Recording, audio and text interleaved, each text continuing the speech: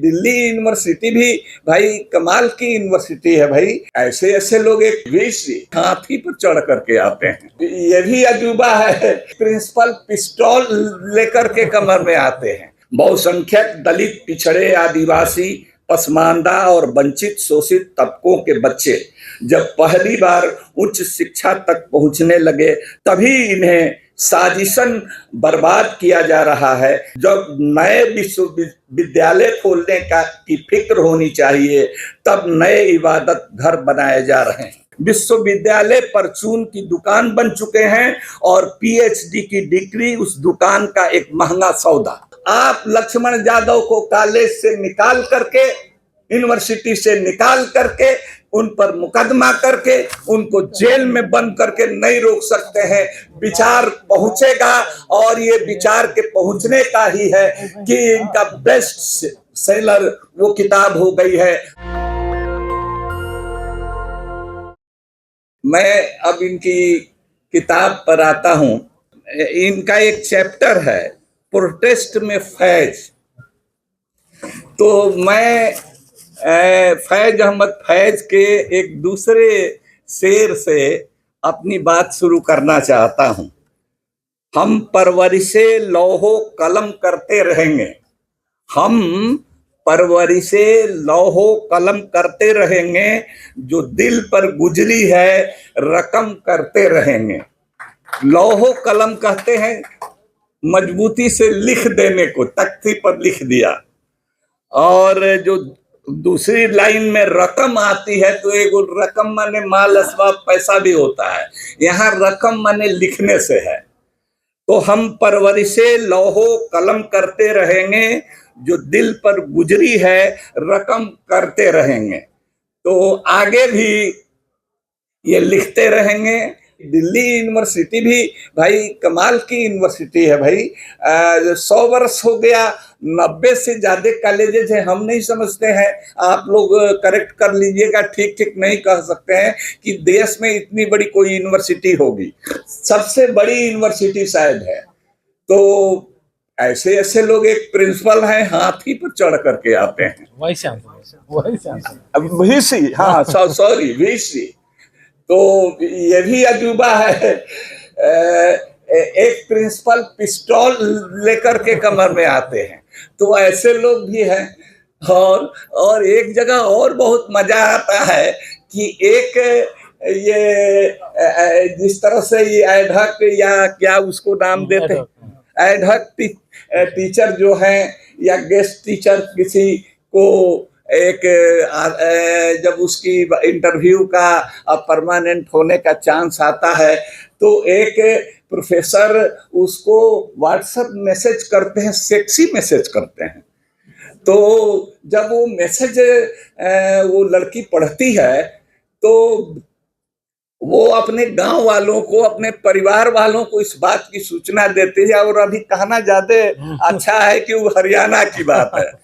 तो गांव और परिवार के लोग आ जाते हैं और उस प्रोफेसर साहब को दौड़ा दौड़ा करके कैंपस में उनकी कुटाई भी करते हैं। लेकिन वो बजाते बने हुए हैं, परीक्षा के लिए कुंजी वगैरह लिखते हैं, उनका रोजगार धंधा में कोई कमी नहीं आई उस पिटाई कुटाई के बाद भी। तो ये सारी चीजें हैं। तो नाम लेकर के, अभी भी है, नाम लेकर के सब चीज इन्होंने बिल्कुल एक इतिहास है जिसमें समय है। हम तो समझते हैं कि भाई हमारी आदत नहीं रही है, बचपन से बहुत सारी यादें हैं। 8वें क्लास से स्कूल से रस्टिकेट कर दिया गया, कॉलेज से लेकर स्कूल से लेकर कॉलेज तक 3-4 बार रस्टिकेट हुआ, तो गिरफ्तार भी हुआ, जेल भी जाना पड़ा। लेकिन एक आदत नहीं रही रोज डायरी लिखने की। इन्होंने सबको लिखना चाहिए, आदत बनानी चाहिए कि अगर देखिए एक एक डेट इन्होंने लिखा है, डायरी जो लिखा है डायरी में डेट है कि इतना इस तारीख को, इस महीने में, इस साल में। तो एक बना बनाया इनको वो एक चीज थी, कभी लिखते कभी बता ही रहे थे कि कभी ऐसा समय आता तो लिखते, अपना मेमोयर लिखते, अपनी जीवन गाथा को लिखते। तो हर आदमी को लिखना चाहिए, साधारण आदमी भी। हर आदमी के जिंदगी में कई ऐसे मसले और मसाइल आते हैं जिसको कि ये उसको समाज को बताने से, शेयर करने से बहुत ये होता है। तो देखिए, ये अपनी भूमिका, एक भूमिका में जो किताब की भूमिका है उसमें लक्ष्मण जी लिखते हैं कि बहुसंख्यक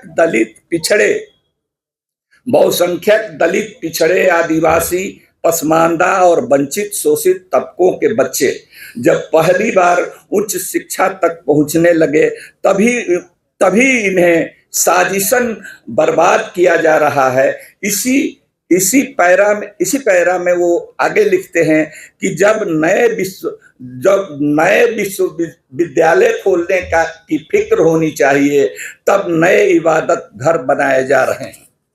ये देख रहे हैं सच्चाई कि जो पहली बार ये देश आजाद हुआ है कहने वाले मोदी जी के बारे में हैं, उनके बारे उन्होंने कितना विश्वविद्यालय खड़ा किया और कितने विश्वविद्यालयों को बर्बाद करने की कोशिश की। जो जेएनयू हो, कम से कम जेएनयू का, जामिया को, इस तरह से अलीगढ़ यूनिवर्सिटी को किस तरह से टारगेट करके, या जेएनयू को, ये बाहर लक्ष्मण जी, क्या हम लोगों के पास ये शिकायतें आती हैं कि उसमें एडहक को परमानेंट करने के लिए या एडहक बहाल करने के लिए, गेस्ट रूप में रखने के लिए जो लिस्ट आती है, मेरा व्यक्तिगत तजुर्बा भी है। मैं अपनी बहू के लिए मैं एक कॉलेज में इंटरव्यू देने के लिए भी भेजा था, वहां से भी तजुर्बा है। लोगों ने कहा, कुछ लोगों से बात की तो लोगों ने कहा, बताया, और दूसरे लोग भी बताते हैं, आप लोग भी जानते हैं कि आजकल 14 के बाद से ये झंडेवालान से और नागपुर से ये लिस्ट आती है कि फला फला को बहाल करना है, फला फला को रखना है। तो ये स्थिति हो गई है। एक जगह अपनी किताब में ये अंकित दर्ज करते हैं, उसमें लिखते हैं, राम बदन जी कहते हैं, इनके मित्र लक्ष्मण जी से कहते हैं कि तुम मानो या न मानो, यही किस्मत है दोस्त, तुम मानो न मानो, यही किस्मत है दोस्त।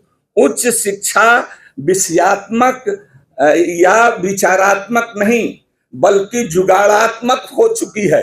जुगाड़ टेक्नोलॉजी, हाँ, बिहार तो और ज्यादा मशहूर है जुगाड़ टेक्नोलॉजी में, तो जुगाड़ात्मक हो गई है।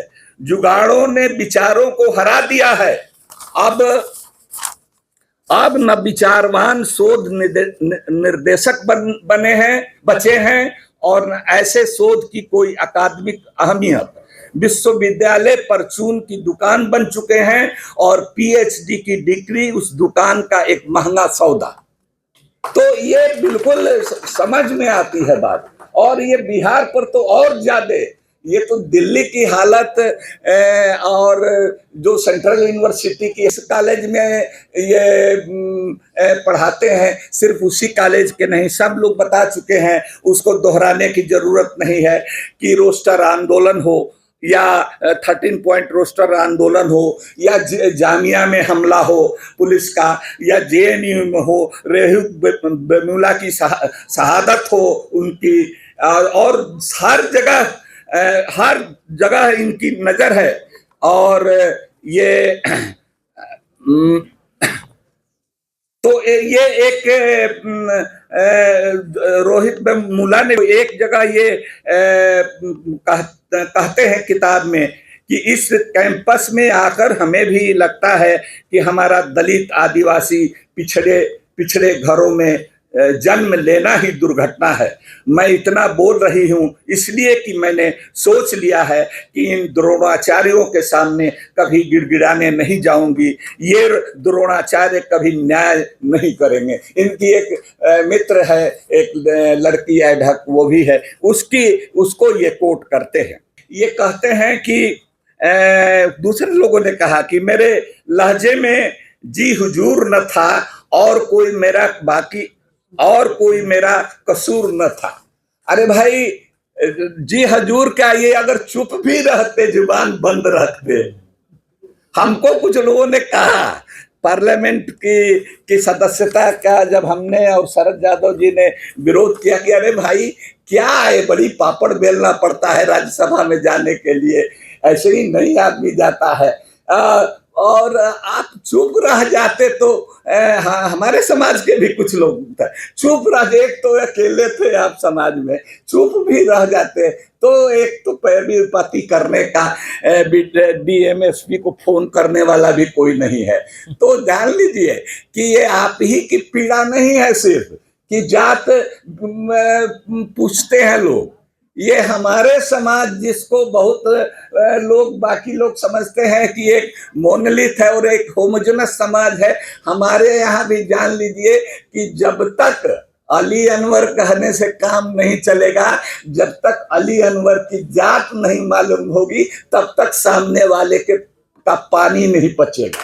तो ये बीमारी है आपकी तरह, और इसको ठीक ही कहा रिंकू जी ने कि इसको सीरियसली, इस मसले को जो पसमानदा आंदोलन है उस मसले को, और जो इसके साथ दोहरा, एक तो मुसलमान होने के नाते और एक दूसरा मुसलमान में भी पसमानदा होने के नाते जिस तरह की पीड़ा झेलनी पड़ती है और जिस तरह का व्यवहार झेलना पड़ता है, उसको इन्होंने चाहे वो वीडियो बना करके हो, चाहे या तो ये मैंने एक यूट्यूबर भी हो गए हैं, ये भी एक अच्छी उपलब्धि है। इनका चैनल भी है, सब लोग सब्सक्राइब करिए, पढ़िए, खाली किताब तो पढ़िए ही, लेकिन उसको भी देखिए।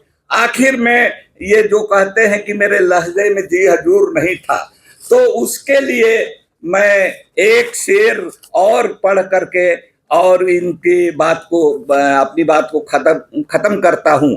जवा को बंद करे या मुझे असीर करे माने कैद करें, असीर करना माने कैद करना। जवा को बंद करे या मुझे असीर करें, मेरे ख्याल को कोई बेड़ी पहना नहीं सकते, मेरे ख्याल को कोई बेड़ी पहना नहीं सकते। तो ये विचार है, ये विचार की जो कहा जाता है जहां न पहुंचे रवि वहां पहुंचे कवि, तो विचार ऐसी ही चीज है।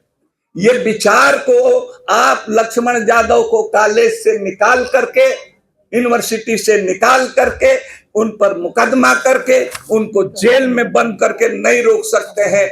विचार पहुंचेगा, और ये विचार के पहुंचने का ही है कि इनका बेस्ट सेलर वो किताब हो गई है और कई भाषाओं में उनका अनुवाद हो रहा है। इस सब चीज के लिए हम आप सब लोगों का, जो यहाँ पर तमाम लोग दानिश्वर तबके के लोग ही यहाँ जुटे हैं, आप तमाम लोगों की तरफ से भी लक्ष्मण भाई को मैं मुबारकबाद करता हूँ, बधाई करता हूँ। नेशनल दस्तक की आपसे गुजारिश है कि अगर इसको बचाना चाहते हैं तो नेशनल दस्तक को सब्सक्राइब करने के लिए रेड कलर के सब्सक्राइब बटन को दबाएं, फिर बेल आइकन की घंटी दबाएं। नेशनल दस्तक को बचाने के लिए बहुत जरूरी है कि हर खबर को शेयर करें, लाइक करें, कमेंट जरूर करें।